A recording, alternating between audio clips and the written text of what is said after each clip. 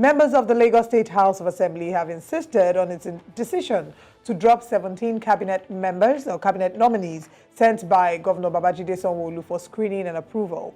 Recall that the House had last Wednesday confirmed 22 out of the 39 cabinet nominees sent by Governor Sanwo-Olu, rejecting 17 nominees. The Speaker of the House, Mudashiru Obasa, who presided over the resumption of sitting yesterday, announced the decision of the House, despite pressures from different quarters to have the decision rescinded.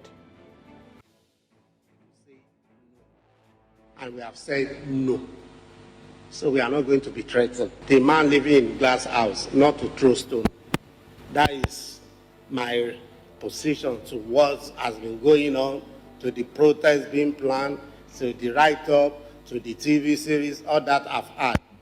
Because we are about the party and we are about Lagos. And we'll continue to serve our people because we are representing their interests. We have been doing that before now, and we'll continue to do that. The people come first before any other person. It does not matter your degree. It does not matter your home. We are talking about Julius Berger, somebody serving Julius Berger, somebody is international. Who is not international among us? We have people who came from abroad to contest for Lagos membership of Lagos State House of Assembly. They are still here with us. So as my people will say, we don't want instigation. We don't want conflict. Well, the Speaker of the House of Assembly, Mudashiru Obasa, you just saw on screen now, maintains that the House will continue to do its job and carry out, their oversight functions, adding that the confirmation followed rigorous and detailed screening of the nominees by an ad hoc committee led by the Chief Whip of the House, Honorable Fatai Mojeed. The Speaker commended the committee for its effectiveness and urged the confirmed nominees to always remember that they are in office to serve the people of the state and not individuals.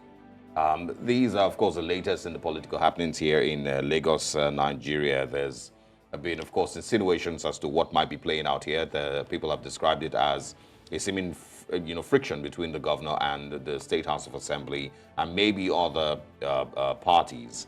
But of course, Mudashiru Obasa has said, outright that he has no, issues with the governor of the state, Babajide Sanwo-Olu. He, of course, praised him for, of course, being an effective governor and all of that. Mentioned how they'd work together, referred to him as a brother, that they are brothers, yes, and there's absolutely. nothing personal about it. But it still, begs, puts a lot of, things in perspective. Mudashiru Obasa has been Speaker since 2015, I believe. And so a couple of these names that he's rejecting now are people that he initially had accepted, when Babajide Sanwo-Olu came into office in 2015, I believe. No, actually in 2019. Yeah, Sanwo-Olu came into office in 2019. So these are new faces. So it's just interesting to see the reasons that they are being rejected. A couple of them, of course, have been very popular. Akin Abayomi, who was Commissioner for Health, was very, very popular, and of course has been, a pretty popular name across Lagos State. Mostly, of course, because of the COVID-19 response and some of the things that Lagos State healthcare sector has tried to do in the time that he's been there. And so seeing him being rejected now, it's a bit surprising because he did. Surprising. Yeah. But here's the thing, and as much as there's going to be people who would say, oh, this must be a friction between the governor and, the Speaker of the House or the House of Assembly. What does Mudashiru Obasa, know that he's talking about? Why is he rejecting these persons? But I think like they're willing to share. No, but the thing is, I think it's also, a good time to also x-ray the actual performance of these people. Because if the Speaker has said, one of the things that he mentioned is that they didn't perform well, and if they have not performed well, then they shouldn't be forced on the state, or they don't have to accept them once again. He has the right to say it, right, if he doesn't think that they perform well. But it's now left for Lagos, the people of Lagos, to then x-ray whether these persons have actually performed well or not. Some of them, of course, Benga Motosho, who was Information and Strategy Commissioner, Akin Abayomi, who was Commissioner for Health, Cecilia Dada, Women Affairs and Poverty Alleviation, Olalere Odushote, who was, who was Energy Resources Commissioner, Commissioner for Education, Falashade Adefisayo, and Sam Egube, Economic Planning and Budget. These are some of the names that, of course, have been rejected. So for me, I wouldn't know exactly what might be going on here, but I would say that it's an opportunity for people to actually x-ray the performances of these people and know whether they truly have performed well. My argument has always been that Nigerians do not, to a large extent, do not have a proper standard for rating the performance of government appointees. Yes. And that includes the governor himself, the presidency, the heads of different ministry departments and agencies. We do not have a proper standard. And so a lot of times people fail woefully, but they're never called out. All right. Now, to also further add to the names that you've mentioned, these are the ones who have served in the first term, who served as commissioners. The other names who, of course, didn't serve in the first term, Yomi Oluyomi, Mrs. Folashade Ambrose, Ms. Barakat Bakare, Rotimi Fashola, Olalekan Fatodu, Mushokpe Folu George, Shenwo Shiyemi, Rotimi Ogunwi, and Olumide Oluyinka. And whilst it's important that the House be allowed to do its job, this again brings us back to the conversation about what is the yardstick for assessing people. You've talked about those who were in office before, being able to rate their performances.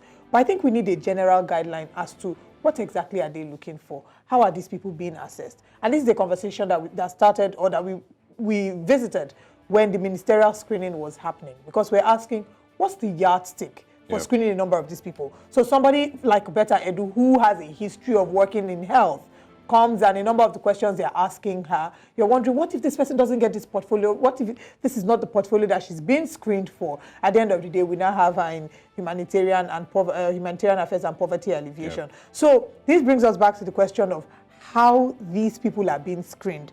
First of all, we should now get to the point where we understand, okay, this is the portfolio we're screening this person for, and these are the KPIs that we're looking to, to see, so that when they say, oh, this person doesn't pass the screening, everybody can clearly see that based on the KPIs that have been set, this person does not meet the requirements, and as such, it is fair that they do not get screened into the House. I agree, but we should also be honest, and I mean, there's also parts of the conversation where he's saying that if you live in a glass house, don't throw stones. So those may also be directed at certain persons.